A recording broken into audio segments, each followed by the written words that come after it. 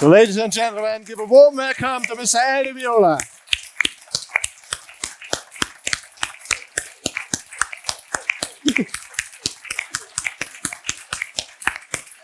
Hello, enter the stage, and of course it's your place. Hi.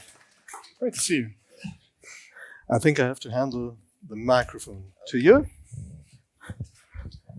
Good morning, everybody. Are you okay? Is this on? Yes, Yes, it's on. good. It's on. I'm very good. Yeah, thank you. Aldi, it's a great honor and of course a great pleasure for us to have you here on stage on the High End Show. And we started the event with playing some old records by Mr. Eddie Meola, but I heard that you did a new one. Do you like to tell us something about this new record? The new one being Saturday night. Newer one? A new one. New Yeah. one. Okay, well, in the year of COVID 2020, I submerged myself down in my studio, sequestered, and in order to get my mind off of the news, which was pretty strange and bleak, I just buried myself into the writing board and just kept writing, as a means of kind of calming my nerves, because that's what that does. Whenever I'm writing or reading music, it's really a way to block out everything that's going on around me. So this one piece turned into me. It was the first of, I would say, 16, 17 pieces of music that will result in as a double album, a double studio album. And it took me to the next level, by having that much nonstop concentration without breaks, constantly going to an airport or something, or interviews, so none of that existed. It was almost as if I was in a retirement mode, and I really had the chance to totally focus. And I think it's brought the music to another dimension. So it was good to have the time. Mm-hmm. And when can we expect this? I think the beginning of next year, because They need like 6 months lead time. So although it's mostly finished now, except for some orchestra parts that will be added to it, So during the COVID year and the next year after, we were thinking what we could do that's unique, because there were a lot of guitarists and musicians in general that didn't have any gigs. So they were thinking what they could do, and a lot of them took the course of teaching, and so I just didn't really feel like I wanted to join that camp, because doing it through a screen is so odd, to me.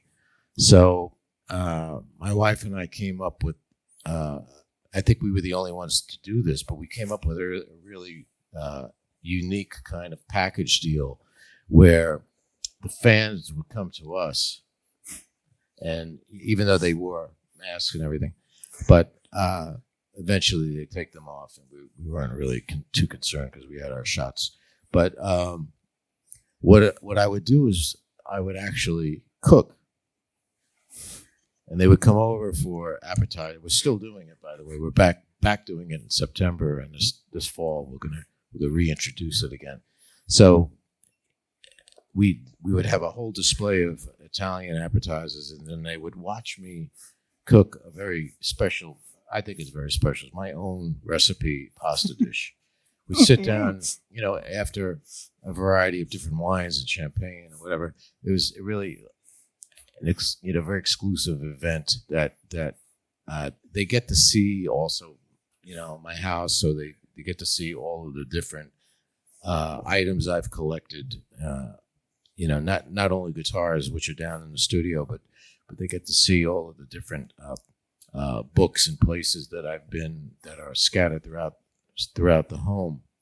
And so we would sit down to this 2-hour dinner, and then after which, like a 3-course meal, and then after that we go down into the studio, and I would play what would be a private show for them, and then also even offer a jam if they wanted, or a lesson, which no one took.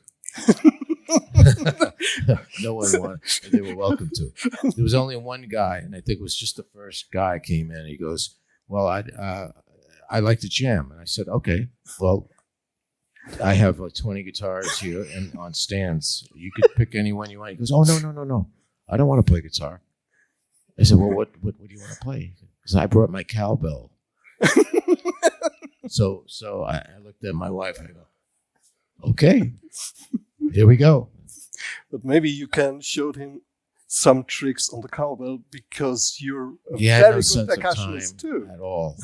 No sense of time. So he was completely out of time. And I was just thinking, well, he paid for the experience. He could do whatever he wants. So when you said that you are cooking as well, so we can expect a cookbook as the next one, or A cookbook's coming. That's it. But first, what's coming is a memoir book. So of my life. okay, because me I'm cooking as well a little bit. So when you're cooking, is it a kind of mixture of the world cultures as well as you do it in the music? Because when you're in the music, Could I do it in Munich? I could do it in Munich. Yeah, but when what are you cooking? Because you said you have a very special way of cooking. Well, yes. My mother is from the area of Napoli. Okay. So we were raised with this kind of food. Yeah. Okay. Stuffed artichokes and very Italian style, with Southern Italian style, and I make a certain pasta dish which is really my own kind of recipe that I'm sure no one's ever had before. So good. So we're looking forward to the other side of Mr. And then Meola. my wife's an amazing cook as well, so she does the other courses. And, and she sets the whole thing up. I mean, without her, I couldn't do it. And I think, a lot of musicians all over the world were looking at this going, man, that is so cool. But you really need to have, the other half totally involved with it, or else I couldn't do it. And you're afraid sometimes to cut your finger when you're cooking? No, I haven't really cut my finger, really. Because some of musicians... I always chopped my thumb off. When I was helping my father, he was a carpenter. Okay. And I was playing with the chisel on a hammer. I still have the scar on it. Now that place that my father built, it was a store with some other kind of business. That store now is a used record store. Okay. I just visited recently. Okay. Oh, this is a spot where I was like 8 years old and I nearly chopped my finger off right there. Great. Any questions? Of course, we are the ones who Oh, do the good, question. okay. Sorry about that. Well, we have to give the audience a chance. Now, is that a garage turntable? Yeah, that's a turntable. I presented a lot of your records before, and I prefer presenting on vinyl. You're a high-end fan? A high-end fan? I better be. Yeah? I'm all over the posters. Not as high as some of these places, these exhibits have gone. I mean, they have $300,000 turntables. So there's not many of us that have that. But I'm definitely into the sound. I mean, top quality, of course. Yeah. And your recording career spans next year for a half of a century.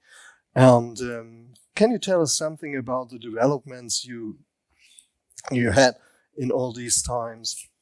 Developments in the studio? Yeah. Well, the studios, I remember, like the first, I'm trying to think, my first record was done at Jimi Hendrix Studio, which was called Electric Ladyland Studios. And even as a teenager, when I went to the shows with my friends, we'd always pass Hendrix Studio. We'd look in the window and see if we could see anybody on 8th Street.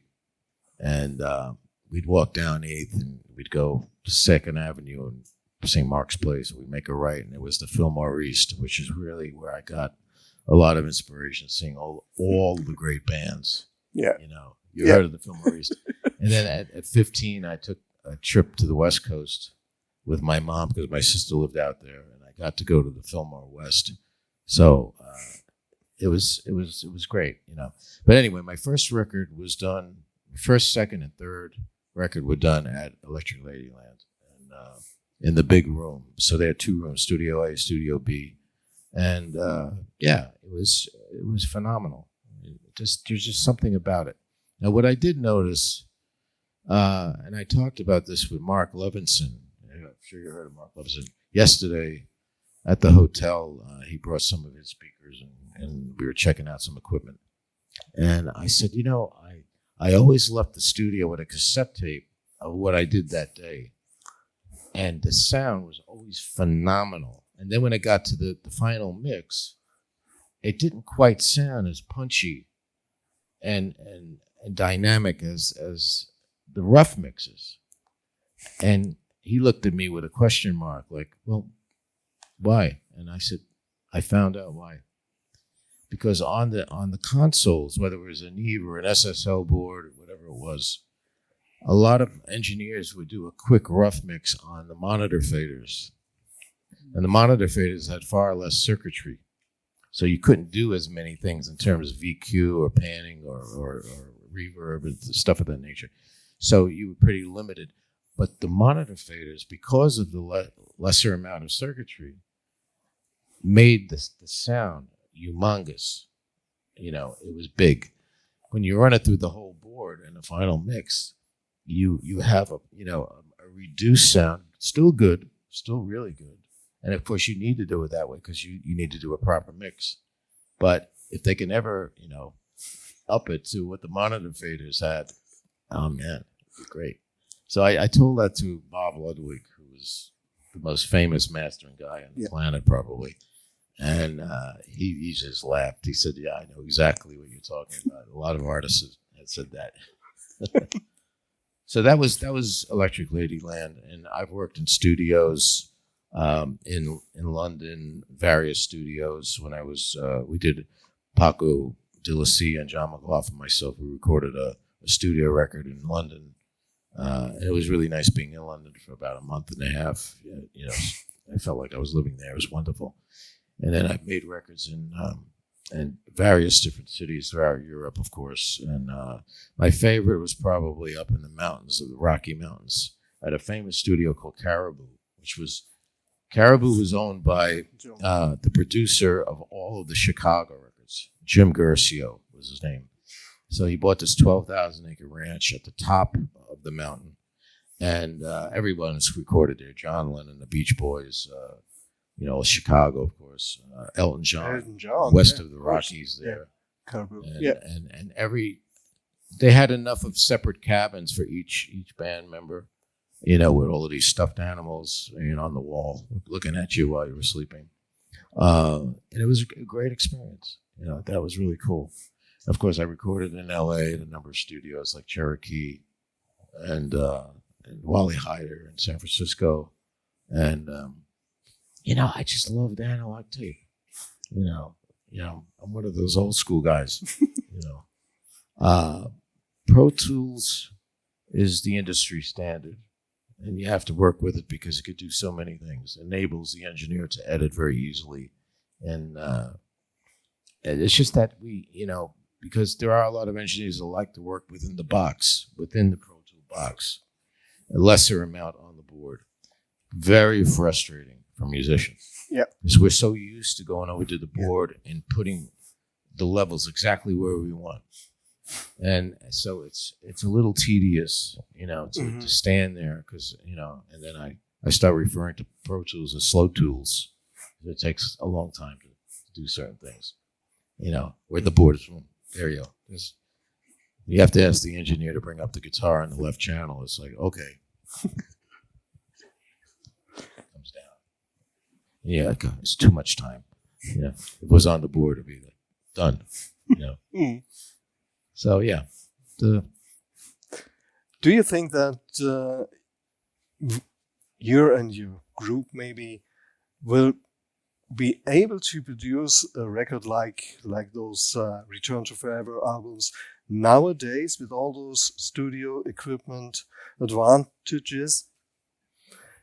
Well, I guess you could. Mm-hmm. Not as easy. Okay. Nowadays, we had gigantic budgets back then, so we can we could do a lot of things. When I joined Chick Corea when I was 19, it was an extraordinary experience because there was the Beatles were my favorite band, and Return to Forever, which was the first one of the three seminal, pioneering fusion bands. And I had a dream to play with them. And a friend of mine, who was an amateur recording engineer, he was a guy right out of Woodstock. He was always smoking pot, and he was, he was a druggy guy, but a wonderful guy. And he became like my big brother. And so he made a tape of me on New Year's Eve, and we're playing with a different band. And when I mentioned to him I saw Return to Forever with Chick Corea and Stanley Clarke, and while I was attending Berklee School of Music in Boston, I said, man, I called Michael up, and I said, Michael, I would give anything to play with that band. Oh, my God. So he took it upon himself. I didn't know he was doing this. And he went into New York City. He found Chick. He found the management. And he bothered them to death until they would listen to this tape that he had made of me on New Year's Eve after he slipped me a tab of acid. So I played this show and I was watching elephants all over the room. But I heard the tape back, and I had never played as good as that night. Things that I just don't know how I played them. So that was the tape he eventually got them to listen to. So Chick calls me up. Chick Corea called me up in my apartment. And I had never talked to him before. And he says, hello, is this Al? I said, yes, who's this? He says, this is Chick Corea. I said, no, it can't be Chick Corea. He says, Chick Corea, your friend came in the city and turned us on to this tape of you playing live. And to tell you the truth, we'd like you to join the band. It wasn't even a tryout. We want you to join the band. They loved it so much. So I didn't tell Chick that I was, that I was on a trip, So I went home. I packed my bag real quick. I got a ride back to New Jersey. And my mother comes to the door. She says, what are you doing home from school? I said, Mom, I'm playing with Chick Corea. And my father's in the back. Who the hell is Chuck Corea? And I said, Dad, it's my favorite band. I'm playing Carnegie Hall on Tuesday night. Can you believe that? He goes, get the hell out of here. You're not playing Carnegie Hall on Tuesday night. I said, Dad, this went on for an hour. So I go to 2-3 days of rehearsal in the city, really long charts of music. Luckily, I was able to read music. That was my early training. And so they send a limo out to the house, and I take my parents with me. And I was at the back seat, facing forward. Car was going in. They were in the other seat, looking at me. My father was shaking his head. I can't believe this. He always called me Albert. He said, Albert, I always told you how you get to Carnegie Hall. It's practice, practice, practice. And I said to myself, it's acid, acid, acid. That's how I got that gig. So we embarked on a 1-month tour. The first show, can you imagine? Carnegie Hall. I was nervous beyond belief. Then we did a series of theaters, clubs, and also stadiums. The stadiums were part of the Newport Jazz Festival, held in different cities like the Houston Astrodome. So that was also quite an experience. Cincinnati Red Stadium, Atlanta Red Stadium, Atlanta Brave, rather. And so then we were basically playing new music that was to be recorded, and which is what we did. At the end of that tour in July of '74, we went into a studio called the Record Plant.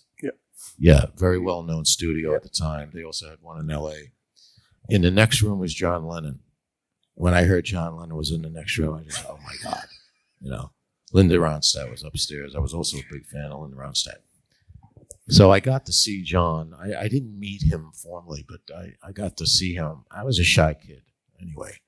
And it was the whole thing was surreal. I was playing my favorite band, and one of my favorite other musicians was in the other room. And so whenever the door opened, John was like right there at the board. And I played ping pong with Julian every day. Of course, I won a lot. And that's it. So Pretty cool story. when we have now a young musician who wants to get in touch with you, has he take some acid as well, or how is it possible to be in your band? I make it as difficult as possible. No, I mean, if he wants to play in my band, it's usually I get references. Okay. You know, people recommend that there's a really great guy that loves what you're doing, and you should hear him. Like, for instance, I just played South America.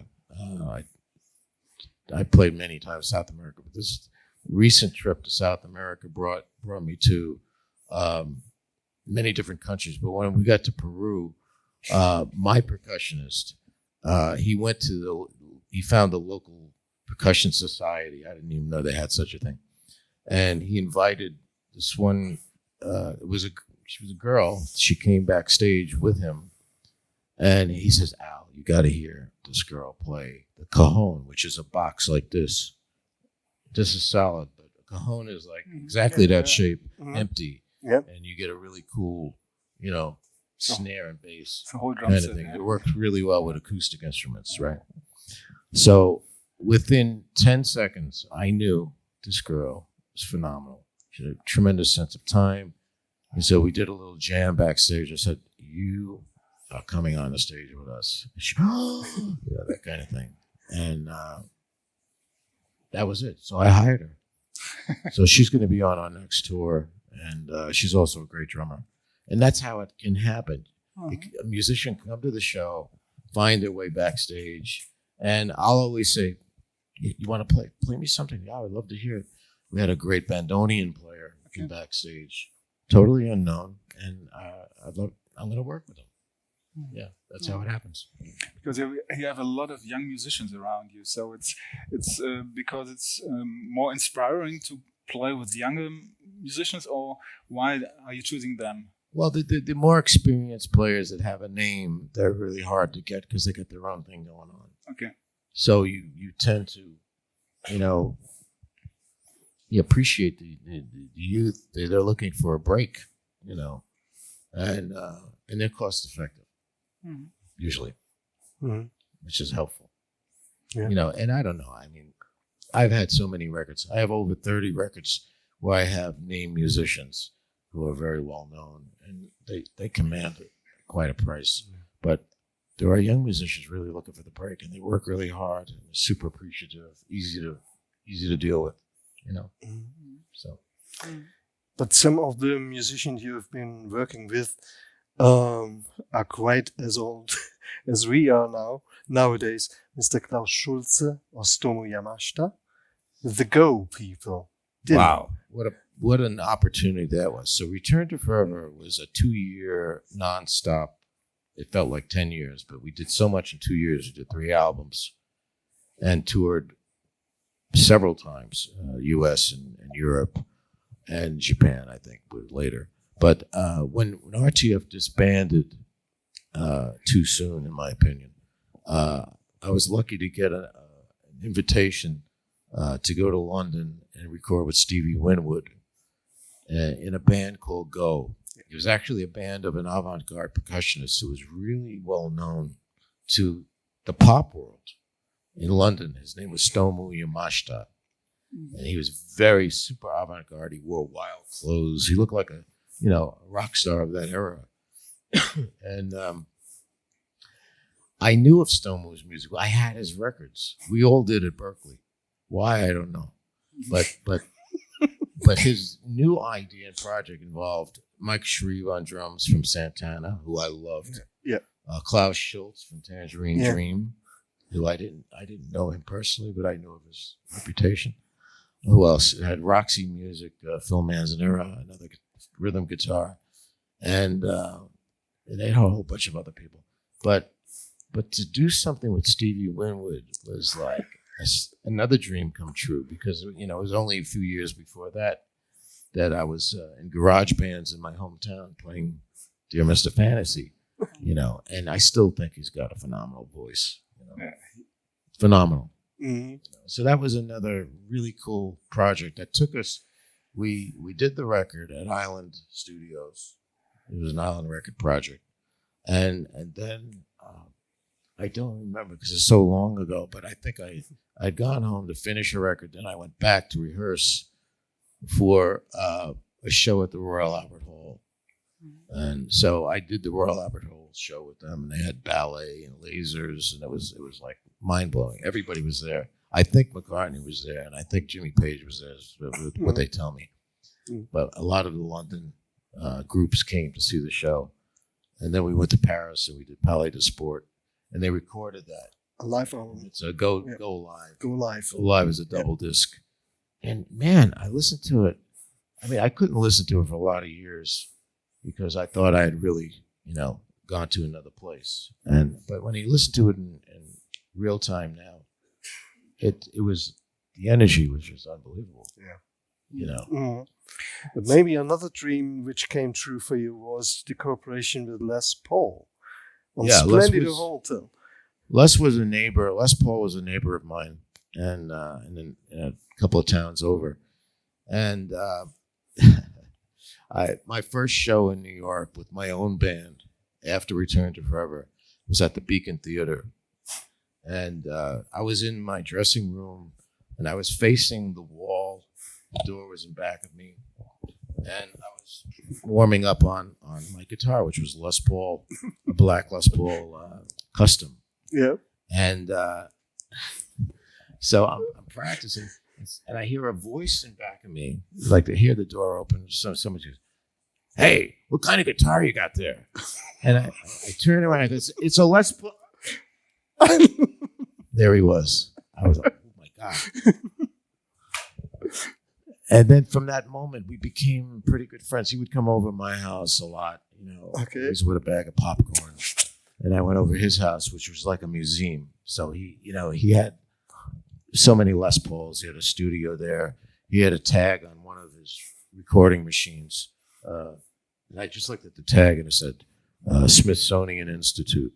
So this was the man who invented multi-track recording. Yeah. And reverb. And to a large degree, solid body electric guitar, and there he was. I'm friends with this guy, and it was a trip. He was a real comedian. Okay. He had the greatest stories about Bing Crosby and W.C. Fields and Marilyn Monroe and on and on. And I like it was yesterday. And he would keep you riveted and just for 6 hours straight. These stories were phenomenal. So that was a really fond memory. And on the Spanish Eyes, you've been playing together in one room? We never played together, but I had an idea to try to get him on one track, just to say I played. Okay. Not on a Les Paul, but with Les Paul. Yeah, that's it. So I'm one of the few that could say that. And you just remarked that you're a Beatles fan? Huge. Yes. So, listen to the Beatles every day. So I am admiring you more than ever. But let's talk about Across the Universe. Yeah, Across the Universe. How did you choose the tracks for that record? Easily, because I went through the catalog of songs, and I went with the songs that had, and most of them had really nice harmonic chord movement. Mm-hmm. Really nice, and the melodies, of course, are infectious and ingrained in my brain. So the aesthetic, there's an aesthetic to their music, the way they did it. And even though, a lot of Paul's songs had quarter note chords, like Hey Jude, Penny Lane, but I love the way they did it. The thing is, I couldn't do that. It wouldn't sound right. First of all, I'm not singing. There's no lyrics, and then if the guitar was to do dun, dun, dun, dun, it's I couldn't do that. I'm not known for playing anything that's other than syncopation. Yeah. So I did my own take on it, always respecting the melody like a Norwegian would. Norwegian would. The whole world knows this. They all know it immediately. They applaud. Okay, and then you have the bridge, which is beautiful. Yeah. Okay, but that song by the Beatles is 1 minute and 59 seconds. And we never complained about the time. But if I did 1 minute and 59 seconds of an instrumental, it would feel incomplete. So I took the opportunity to add to Norwegian Wood, as if, the Beatles were to extend that into an instrumental, maybe they would do something, along those lines, So I had it was a project of passion, And the first record, tribute record, was done at Abbey Road. Yeah. And that was done all acoustic. I wanted to keep it simplistic in its production. The second one, Across the Universe, it was done in my studio with playing all the instruments, all the percussion, electric guitar, lousy drums. Lousy.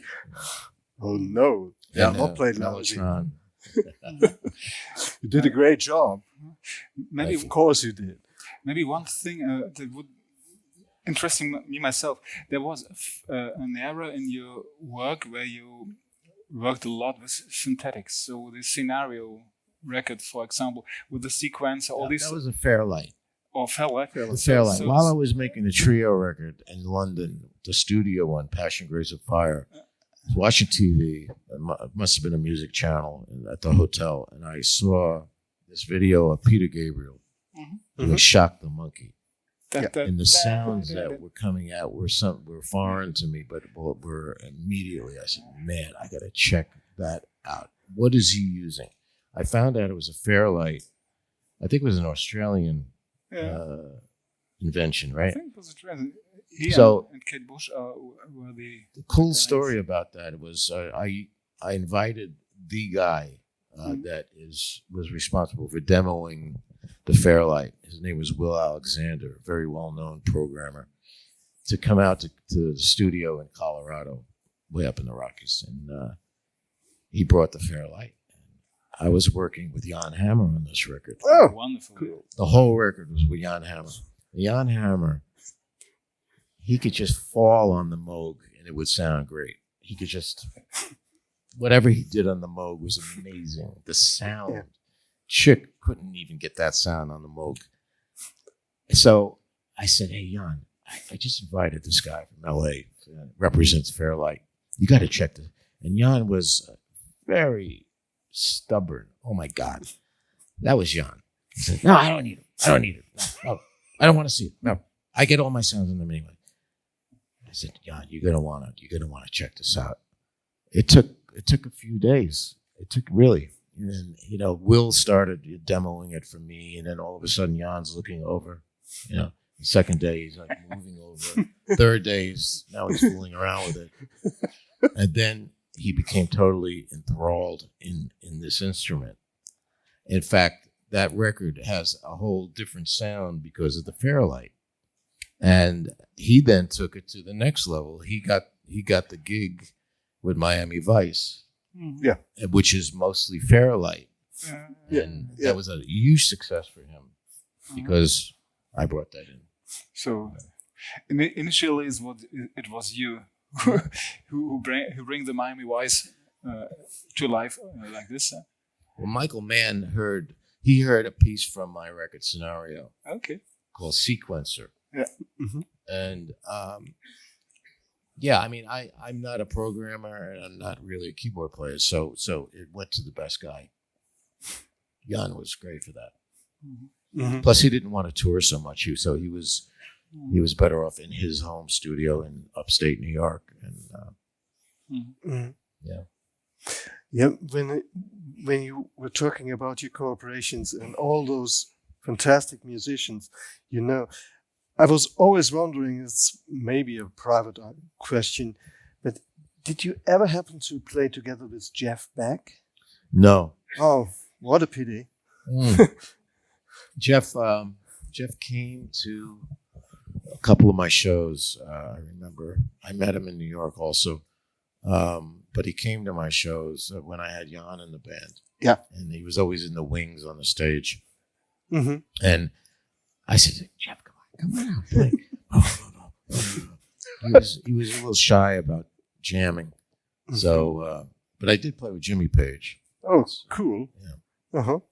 It was when? Sorry? It was when? When did you play with Jimmy? When was the 80s? In the 80s. Yeah, Okay. I don't know exactly what day. Yep. 1 month. Okay. But yeah, Jimmy was in those. You know, he was in that period when he was doing stuff.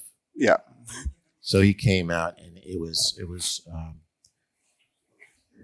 so honest. It was. I mean, I heard the first couple of records and loved them, and what he played was tasty. Those solos were ingrained in our heads. Great. Mm-hmm. Even the third record. But then when he got hooked on whatever it was, he tried to overplay his ability, technical wise. Yeah.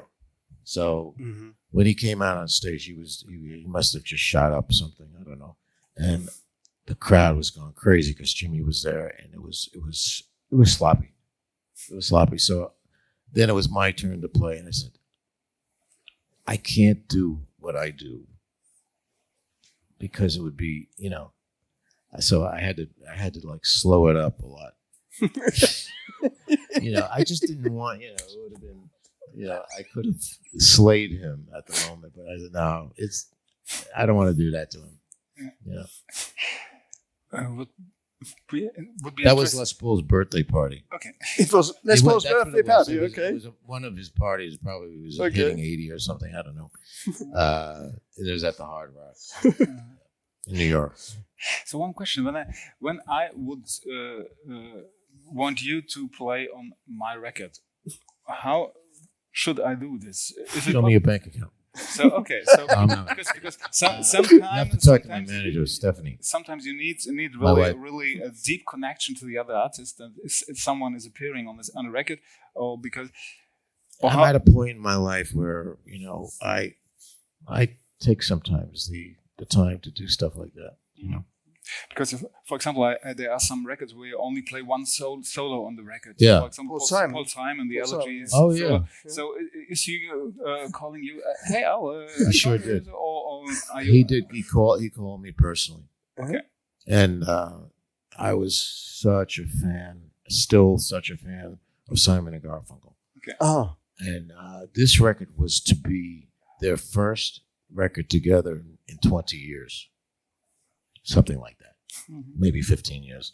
But it was, you know, they were apart for a long time. And Paul had a lot of very successful solo records, as we all know. But this was the record that they were going to reunite on. And they just weren't getting, they have a history of not getting along. So, you know, I was in the studio, I recorded some parts, and I'm in the control room at the board. Paul was right here. I'm sitting at the board right here. And then I hear a little voice in my right ear. And I look around and it's Art. And Art's going, Al, can you tell Paul? Or can you just personally move up my voice on the right channel? And I'm like, I can't, I don't, you know. So, and then again, he would go, Al, you think you can move the fade or the bass like a little bit down, you know, as if not, don't tell Paul. Carrie Fisher was there because he was still involved with her, and Penny Marshall, the TV director and actress, was with Art. And I'm telling you, it was. I'm so proud of having been just a little part of that. The sad thing is, Art did sing on every track. They had a fight in the end, and Paul wiped all the vocals. Okay. And it became a solo album. And there goes the platinum record I was hoping to hang on the wall, because, you know, it wasn't good news for the media, but it was a great album. But they just didn't get along, and Paul did something pretty, you know, kind of dastardly in my opinion. When I looked at the social media yesterday, you posted a picture with Rick Rubin. Rick Rubin, yeah. So what do you want from a good producer? Oh, I want him to be in tune to me. Okay. I want him to be like you know, making suggestions that aren't ridiculous, but ones that I maybe didn't think of, and I go, wow, I never thought of that. Yeah, let's try it.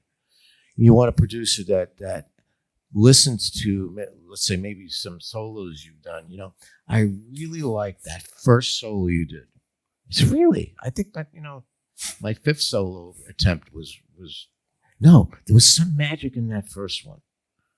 You know, you need a guy that's, you know, that you can bounce ideas, and there's also listening, because more than half the time your engineer is really focused on the sound. And if you ask him a question, yeah, it's good. It's good. How did you like that lesson? I was good. And then you're sitting there going, I don't know. You know, I don't think he's really objective enough. So Rick Rubin's probably that kind of guy that you know, he told me, and I heard him say this to Paul McCartney when he did that wonderful show. Oh man, I had to congratulate him on that, because I like that better than Get Back. Yeah. You know, how they isolate the tracks. Get Back, it's too long. So, you know, and how'd you get the sound? And, you know, what made you think of, you know. It was very well done by Rick. Yeah. And Rick did say that he knows nothing about engineering. Then I really liked him, because that, then he focuses totally on the music and ideas, you know. So, yeah, I like to work with, I produced all my records, but I really don't necessarily love to do it myself. I like working with someone I can bounce ideas off of that I respect. So Mr. Rubin would be a good option, I think. Eh? Mr. Rubin would be a good option, I think. Eh?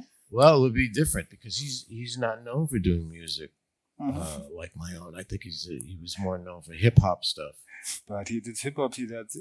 But when I saw him with Paul, I said, "Hey, Red Hot Chili Peppers. All these things are different. So yeah, it would be interesting. I would love the opportunity. We should call him. Well, yeah, I will get his number for sure. It would bring a lot of attention to the record, actually. So okay. What about the schedule? We heard about your rough schedule for today. Well, I think what a pity to finish this audience. No, keep going. I think we have time. But it's I had to look to the watch there. Oh, and then I see. The monitor says don't expend my time. At 14 or 13:30, you have to stop. Yeah. Oh. So we got 1 whole minute. If anybody. So maybe this cannot sing together. This is the possibility. One question, 1 minute. We had dinner last night.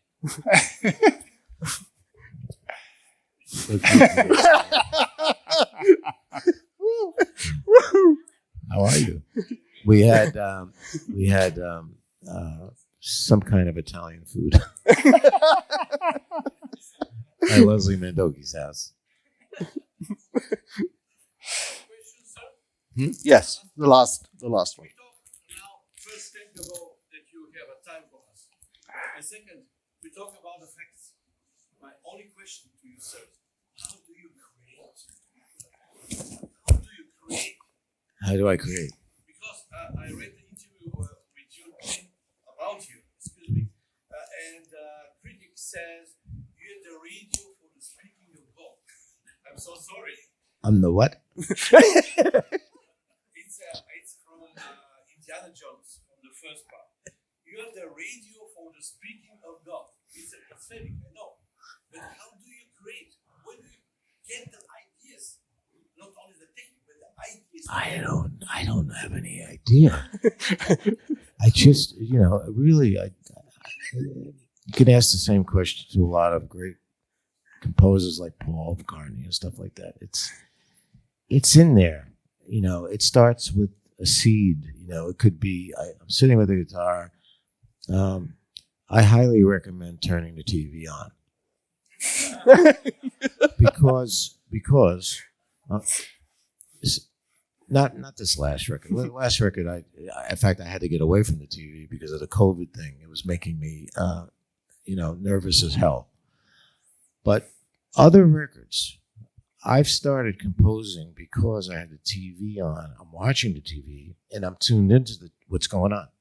But I always have a guitar in my hands. So when I'm not conscious of what I'm playing, sometimes the hand does something that it normally wouldn't do. And then I go, oh, wow, that's cool.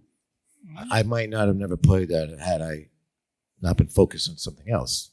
So that's that maybe 1 bar, 2 bar phrase will turn into a whole piece because I'll just expand on that idea.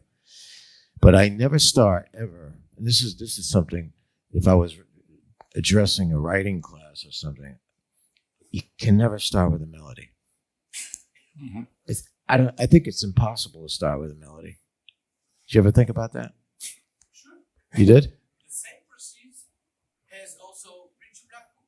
He's cooking, he's looking TV and he's playing all the time. And Yeah. Absolutely the same way. Well, what I do is I start with, I break down the chord, the harmony, and I arpeggiate. It's kind of my thing. I arpeggiate and syncopate the harmonic changes. Mm-hmm. And then the melody is like the icing on the cake. Mm-hmm. You know what I mean? If you have really cool harmonic changes and rhythm is the first and foremost important part. And then the melody is the last part of the 3 parts that I'm working on, and then bass if you need it, Okay, famous last words. I think we have to stop now, don't we? Oh, I damn. have to say I don't want to thank you very, very much, Alec. Thank you, everybody. Thank you very much.